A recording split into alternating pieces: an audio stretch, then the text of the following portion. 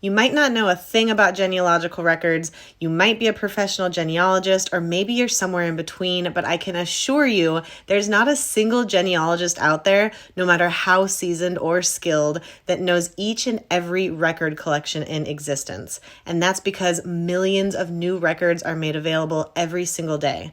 Thanks to technology and artificial intelligence, records are being digitized and made available at a rapid rate, more than ever before. Ancestry.com adds an average of 2 million records per day to their database of over 30 billion records from 80 countries. FamilySearch.org digitizes around 1 to 2 million records a day and currently has 5 billion digitized records that need to be transcribed. That's a lot of records and a lot of information, and it's only growing by the day. So how do you know where to begin searching in such a vast ocean of records, and how can you know what's out there to be searched? I mentioned before that the more you research, the more you'll begin to familiarize yourself with different record sets and the information they contain. But when you're just starting out, or you want to know what records are available for a particular time period or place, there are research tools available that can help guide you to that information, like the FamilySearch Research Wiki I talked about and the card catalog. And I just want to note here really quick that this is another good reason why keeping some sort of a research log is useful, because if, for example, you're looking to see what records are available for a particular town in 2023, you never know what records could be added for that town a few years down the road. With millions of records being digitized every day, it's very possible that more information will be available for that town in the future. And you'll want to know when it was that you last searched for records there and what it was that you searched. We are all constantly learning about new record collections, and you never know what might be digitized and made public next.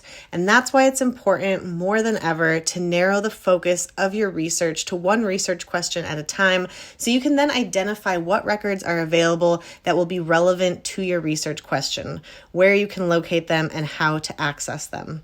The laser focus will give you a manageable and achievable goal and keep you on track. Otherwise, it would be easy to get lost in the sheer amount of records and information that's floating around out there. There are other genealogical records that you'll always search for each and every ancestor, provided that the record existed during that time period in that location and has survived the ravages of time.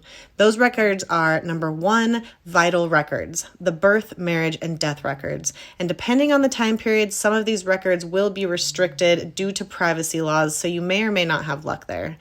Number two, census records. These can be either state or federal census records. Number three, city directories. Number four, cemetery records, including tombstones, burial records, information from findagrave.com, etc. Number five, newspaper records.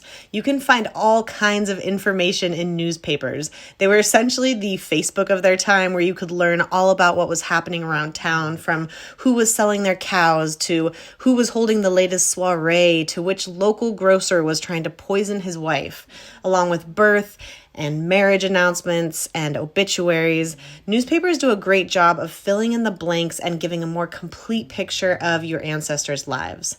And then depending on the lifestyle of your ancestors, some of the other fairly standard record sets that you could search are number six, church records, if they were religious. So there could be baptismal records, marriage records, attendance records. Then there's number seven, military records. This could be draft records, enlistment, service records, and more if they served in the military. Number eight, land records if they owned property. Number nine, immigration records. That could include passenger lists, naturalization records, border crossings, and passports.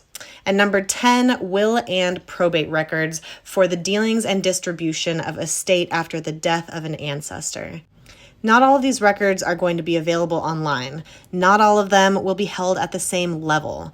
Some might be held at the state level, like a state archive. Some might be held at the county level, like a county recorder's office. And some could be held at the city level, like a city library. That's why once you've identified the record that you want to search for, you need to determine where it's located and how you can access it.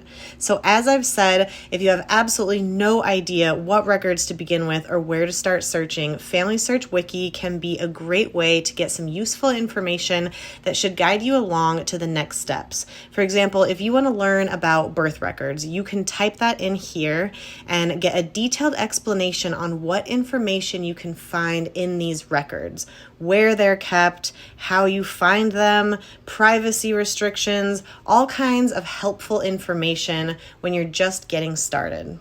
I've also shown you how you can search by location, which you can also do by clicking here on the map or typing it in right here. And if I scroll down here, you'll see this handy little table that will tell you all the known beginning dates for major county records, and that for Cook County, statewide registration for births and deaths started in 1916 with general compliance by 1922. So all of this can be very helpful information to aid you in your research. You'll find out about historical facts, boundary changes, events that resulted in records loss, and other resources down here. So I highly recommend using this wiki tool to familiarize yourself with locations and the records that are available for that particular location and time period.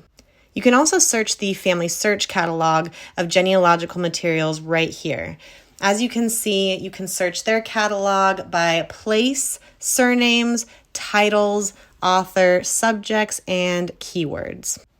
Now, Ancestry also has a similar map feature like I just showed you on FamilySearch, where you can explore by location right here. You can click on a location down here below the map, or you can hover over these little icons right here and see how many collections they have for each state. You can go deeper by clicking on a state, and then it will bring this up with just the records they have for that state.